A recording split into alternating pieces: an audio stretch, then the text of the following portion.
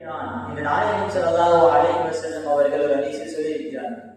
அந்த அடிப்படையில் இறைவனிடத்தில் நமக்கு தேவையானதை கேட்பதற்கு முன்பாக இறைவனை புகழ்ந்துவிட்டு கேட்டால் இறைவன் கண்டிப்பாக நமக்கு தருவான் என்கிற அந்த நோக்கத்தில் நம் அனைவரும் இறைவனை போலக்கூடிய அந்த மஜ்லிஸில் அமர்ந்திருக்கிறோம். அல்ஹம்துலில்லாஹ். முதலாவதாக ரஹ்மான் என்கிற இந்த திக்ரை நாம் அனைவரும் செய்ய இருக்கிறோம்.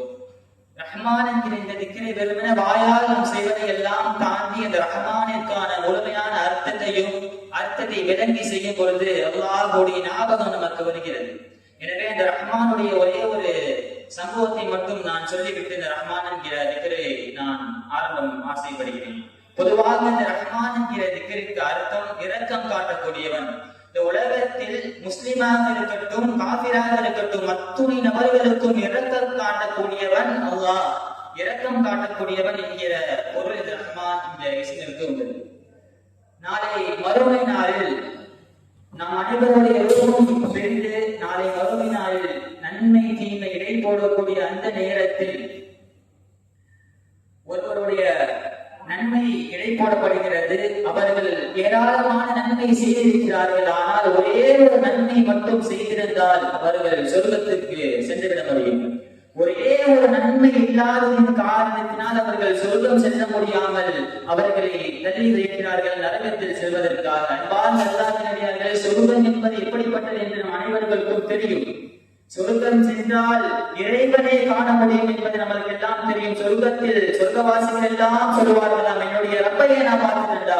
சொர்க்கத்தில் வந்த காரணத்தினால் எனக்கு அல்லாவே பார்க்கக்கூடிய வாக்கியம் எனக்கு கிடைத்தது. அப்படிப்பட்ட சொர்க்கம் அன்பார்ந்த அல்லாஹ்வினடியார்களே, அந்த சொர்க்கத்திற்கு தடையாக இருக்கக்கூடியது அந்த நபர்களுக்கு அந்த ஒரே ஒரு நன்மை. அந்த ஒரு நன்மை கிடைத்தால் அவர்கள் இறைவனை காணக்கூடிய சொர்க்கத்திற்கே சென்றுவிட முடியும். அந்த ஒரு நன்மை இல்லாததின் காரணத்தினால் சொர்க்கம் செல்ல முடியாமல் நரகத்திற்கு செல்லக்கூடிய பாதையில் அமர்ந்திருக்கிறார்கள். இன்னொரு நபர்கள் வருகிறார்கள்.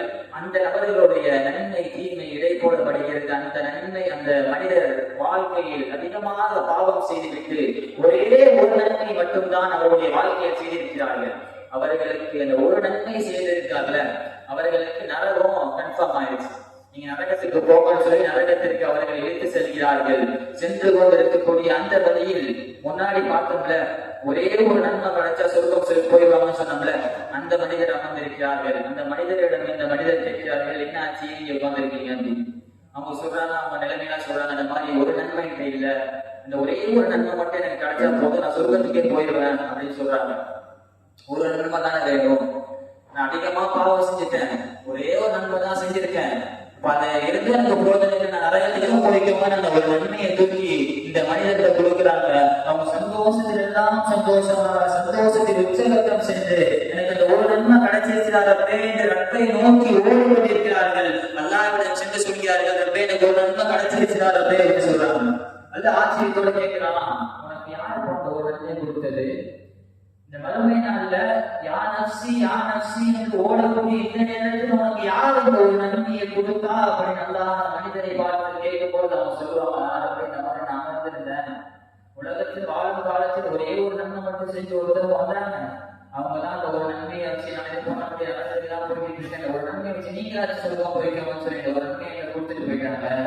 அந்த நன்மையெல்லாம் நான் உனக்கு முன்னாடி வந்திருக்கிறாரு பேர் சொன்னதுக்கிறப்போ சொல்லுவாங்க, ரொம்ப நினைச்சிருக்கா முழுமையாக நன்மை செய்யக்கூடிய அந்த மனிதர்களை மட்டும் சொர்க்கத்திற்கு அமைச்சிருக்கலாம். ஆனா அப்படி பண்ணாங்க, அந்த மனிதர்களையும் சொர்க்கம் அமைச்சிருக்கு. வாழ்க்கை முழுவதும் தீமையை செய்த அந்த நபர்களையும் அல்லாஹ் சொர்க்கத்திற்கு அழைத்து போயிருக்கான்.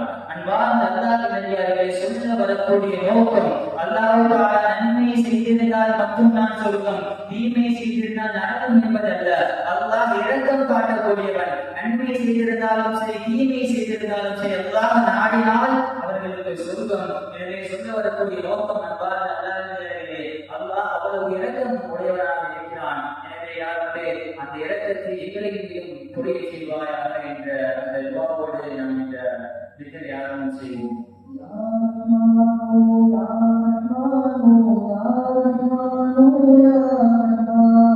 Ya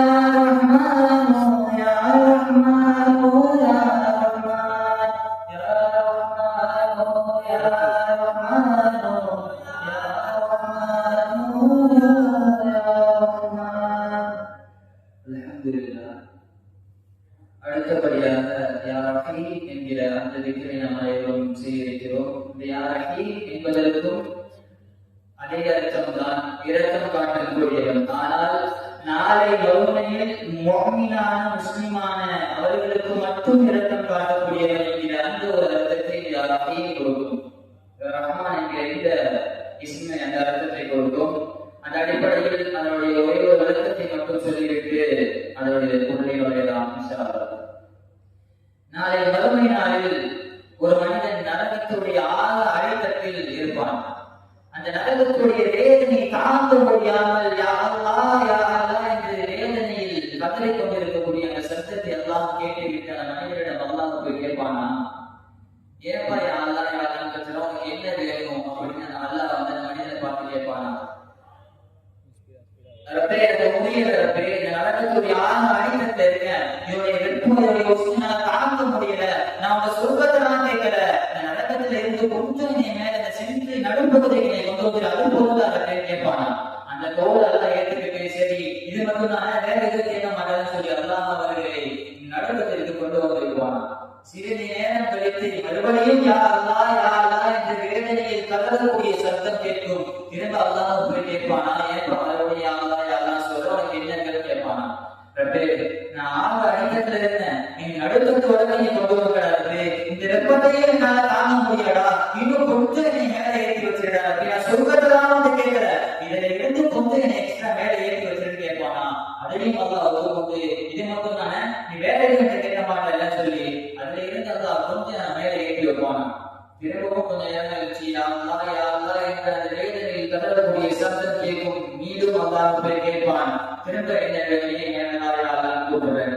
திரும்ப அந்த மனிதன் சொல்லுவானா, யாரே நான் உலகத்துல பாவம் செஞ்சேன், என்னை ஆழ்ந்த அடிமட்ட அடிமட்ட நரகத்துல வச்சிருந்தேன், அதை வச்சிருந்தது கூட இந்த அளவுக்கு இவ்வளவு உயர்த்திட்டாரப்பே, நான் உங்க சொர்க்கம் கேட்கறாரப்பே, அந்த நரகத்துடைய வாசல்ல நீ வச்சிடாரப்பே, நான் சொர்க்கத்தை பார்த்துக்கிட்டாச்சு இருந்தேன்டாரப்பே, அவர்கள் கேட்கறதுக்கெல்லாம் இது மட்டும் தானே நீ வேற எதுவும் கேட்க மாட்டேன்னு சொல்லி அந்த தோலை எல்லாம் கேட்டுக்கிட்டு அவர்கள் நரகத்துடைய வாசலில் வைக்கிறான். திரும்பவும் யா அல்லாஹ் என்று கத்துறாங்க. திரும்பவும் அல்லாஹ் கேட்கிறான், இப்ப என்ன கேட்டு அவர்கள் சொல்வார்கள், ஆக அடிக்கட்டில் இருந்த எண்ணெய அதுல இருந்து அல்லாஹ் கொஞ்சம் மேல ஏற்றி வைப்பானா. திரும்பவும் கொஞ்சம் நேரம் கழிச்சு யா அல்லாஹ் என்ற அந்த வேதனையில் கதறக்கூடிய சத்தம் கேட்கும். மீண்டும் அல்லாஹ் போய் கேட்பான், திரும்ப என்ன வேலையை மேலாளர் கூப்பிடுறேன். திரும்ப அந்த மனிதன் சொல்லுவானா, யாரே நான் உலகத்துல பாவம் செஞ்சேன், என்னை ஆழ்ந்த அடிமட்ட அடிமட்ட நரகத்துல வச்சிருந்தேன், அதை வச்சிருந்தது கூட இந்த அளவுக்கு இவ்வளவு உயர்த்திட்டாரப்பே, நான் உங்க சொர்க்கம் கேட்கறாரப்பே, அந்த நரகத்துடைய வாசல்ல நீ வச்சிடாரப்பே, நான் சொர்க்கத்தை பார்த்துக்கிட்டாச்சு இருந்தேன்டாரப்பே, அவர்கள் கேட்கறதுக்கெல்லாம் இது மட்டும் தானே நீ வேற எதுவும் கேட்க மாட்டேன்னு சொல்லி அந்த தோலை எல்லாம் கேட்டுக்கிட்டு அவர்கள் நரகத்துடைய வாசலில் வைக்கிறான்.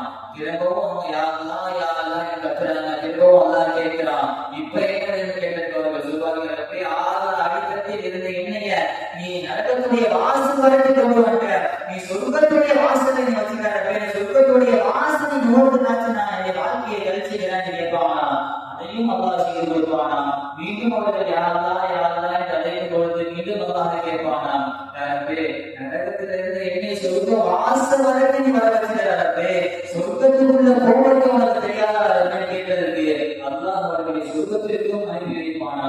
அன்பார்ந்த அல்லாஹ்விடே சற்று சிந்தித்து பாருங்கள். அல்லாஹ்வுடைய அந்த அருள்கொடை, அல்லாஹ்வுடைய அந்த ரஹ்மத்தை நரகத்தில் ஆக அழுத்தத்தில் இருக்கக்கூடிய அந்த மனிதனையும் கூட அல்லாஹ் சொர்க்கத்திற்கு அனுப்பி வைக்கிறான் என்று சொன்னால் அல்லாஹ் தஆலா இப்படிப்பட்ட ரஹ்மத்துடையவனாக இருக்கிறான். நாம் என்ன கேட்டாலும் அதற்கு தரக்கூடிய இடத்தில் அல்லாஹ் இருக்கிறான் என்பதை ஏற்றுக்கொண்டு அல்லாஹ்விடத்தில் நாம் கேட்போம்.